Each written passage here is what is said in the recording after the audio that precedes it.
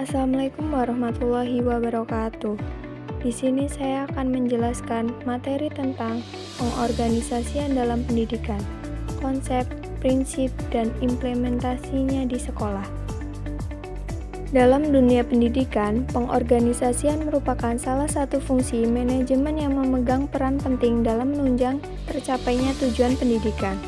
Tanpa adanya pengorganisasian yang baik, pelaksanaan kegiatan belajar mengajar dan administrasi sekolah tidak akan berjalan secara optimal.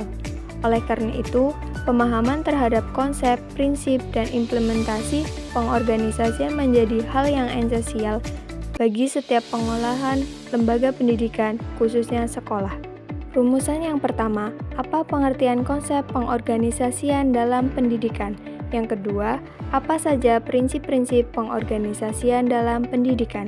Yang ketiga, bagaimana implementasi pengorganisasian dalam lingkungan sekolah? Tujuannya yaitu yang pertama ada menjelaskan konsep dasar pengorganisasian dalam pendidikan. Yang kedua, menguraikan prinsip-prinsip dalam pengorganisasian pendidikan. Yang ketiga, menjelaskan implementasi pengorganisasian dalam konteks sekolah. Pembahasan. Yang pertama, konsep pengorganisasian dalam pendidikan. Organisasi pendidikan adalah proses sistematis dalam peraturan dan pengolahan berbagai sumber daya lembaga pendidikan, baik manusia, material, dan keuangan, agar dapat secara efektif dan efisien mencapai tujuan spesifik. Tujuan utama dari organisasi ini adalah bahwa semua komponen lembaga yang dapat berfungsi dengan cara yang terkoordinasi sesuai dengan fungsi dan tanggung jawab masing-masing, sehingga menciptakan lingkungan belajar yang paling optimal.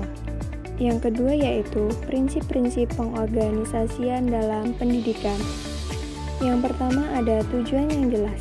Semua kegiatan organisasi harus diarahkan pada pencapaian tujuan pendidikan yang telah ditetapkan. Yang kedua, spesialisasi dan pembagian kerja. Tugas dibagi berdasarkan kemampuan dan keahlian individu untuk meningkatkan efisien kerja.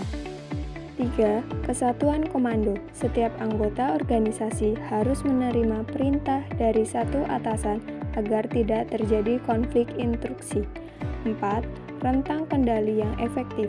Seorang pemimpin hanya membawai jumlah bawahan yang dapat dikendalikan secara optimal. 5. Koordinasi yang baik. Antar unit kerja perlu bekerja sama dan saling mendukung agar kegiatan organisasi berjalan lancar. 6. Delegasi wewenang dan tanggung jawab. Tugas dan wewenang harus diberikan secara tepat dan seimbang agar mendorong rasa tanggung jawab. Yang 7. Fleksibel struktur. Organisasi harus memiliki kemampuan untuk beradaptasi terhadap perubahan lingkungan dan kebijakan pendidikan. Yang ketiga yaitu implementasi pengorganisasian di sekolah. Dan yang pertama ada penyusunan struktur organisasi di sekolah.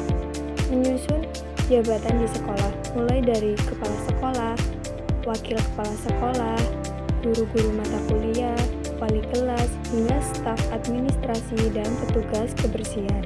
Yang kedua, rapat pembagian tugas dan penyusun program kerja dilaksanakan menjelang tahun ajaran baru untuk menentukan pembagian tugas mengajar, program ekstrakurikuler, serta tanggung jawab wali kelas. Dan yang ketiga, koordinasi dan komunikasi berkala dilakukan melalui rapat rutin, pertemuan musyawarah guru mata pelajaran, dan forum komunikasi antar pihak sekolah dan komite sekolah. Yang keempat, monitor dan evaluasi dilakukan secara periode untuk mendeteksi masalah secara merancang solusi guna meningkatkan kinerja organisasi sekolah. Kesimpulannya yaitu organisasi pendidikan adalah aspek mendasari dari manajemen pendidikan. Konsep organisasi seperti koordinasi perencanaan struktural, departemen tugas dan sumber daya untuk mencapai tujuan kelembagaan pendidikan. Penerapan prinsip-prinsip organisasi seperti spesialisasi, koordinasi, dan fleksibel sangat penting. memastikan bahwa proses pendidikan dioperasikan secara efektif dan efisien. Implementasi organisasi yang baik di sekolah mendukung pencipta suasana belajar yang bermanfaat dan meningkatkan kualitas pendidikan. Itu saja yang dapat saya sampaikan. Wassalamualaikum warahmatullahi wabarakatuh.